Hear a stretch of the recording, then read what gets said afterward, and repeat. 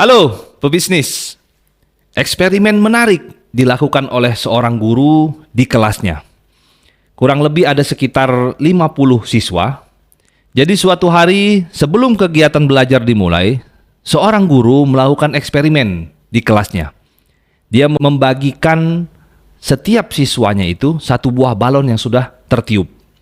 Kemudian dia meminta setiap siswa di kelasnya itu menuliskan nama di setiap balon yang dibagikan tadi.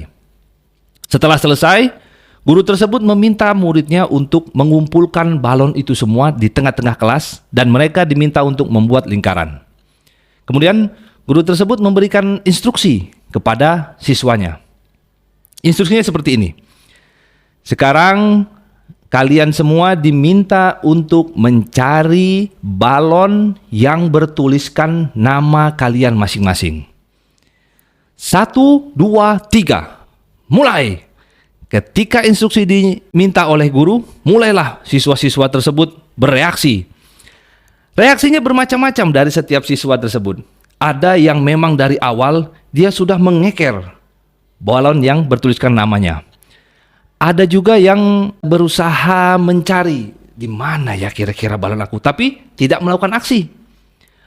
Ada juga sekelompok siswa yang berpikir, sudahlah, kayaknya lebih seru kita buat ini menjadi wahana permainan. Dia mulai terjun ke tengah-tengah balon sambil menendang, memukul balon tersebut, sehingga keadaan menjadi chaos. Ada sebagian lagi siswa yang hanya diam, berharap, sudahlah, nanti kalau sudah sepi, kita akan lebih gampang mencari balon yang bertuliskan nama kita. Waktu berjalan, 10 menit sudah dari instruksi pertama yang guru tadi berikan kepada siswa. Kemudian guru tersebut mengatakan, berhenti, stop. Dalam waktu 10 menit, ternyata kurang dari 20% siswa yang berhasil memegang balon yang bertuliskan namanya. Selebihnya, mereka tidak mendapatkan apa-apa. Mungkin balonnya itu ada yang pecah, atau mungkin ada yang keluar dari kelas akibat sebahagian dari siswa tadi membuat kerusuhan.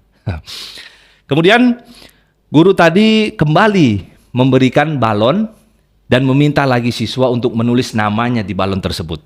Seperti yang tadi, mereka diminta untuk mengumpulkan lagi balonnya di tengah-tengah, mereka membuat lingkaran. Tapi kali ini instruksinya berbeda dari yang pertama. Guru tadi meminta kepada siswa untuk mengambil balon yang mereka temukan, kemudian menyerahkan balon tersebut kepada nama yang tertulis di balon tersebut. 1, 2, 3, mulai. Kurang dari 5 menit. Semua siswa di kelas tersebut telah memegang balon yang bertuliskan namanya masing-masing. Seru kan eksperimennya? Nah, apa yang bisa kita ambil dari eksperimen yang dilakukan guru tersebut? Dalam kaitannya dengan bisnis, sebenarnya sepele. Jika kita ingin sukses, jika kita ingin berhasil, sebenarnya kuncinya adalah selesaikan masalah orang. Jangan kita fokus kepada menyelesaikan masalah kita, tapi fokuslah kepada menyelesaikan masalah customer kita. Maka bisnis kita bisa maju. Seperti yang dilakukan eksperimen oleh guru tadi. Kalau setiap orang fokus mencari balon yang bertuliskan nama dia, ya mungkin bisa, tapi tidak lebih dari 20% yang berhasil. Tapi kalau kita rubah, kita fokus kepada menyelesaikan masalah murid tersebut, setiap orang membantu menyelesaikan masalah temannya, kurang dari 5 menit, semua siswa telah memegang balon yang bertuliskan namanya. Inovasi bisnis sekarang ini menuntut kita kepada arah yang lebih fokus kepada penyelesaian masalah customer. Ambil contoh gampang, yang sekarang mungkin masih sangat tenar di dunia kita adalah ojek online. Mengapa ojek online itu begitu bisa cepat menguasai pasar? Padahal kalau kita pikir mereka tidak memiliki armada, hanya memiliki aplikasi. Sepele sebenarnya.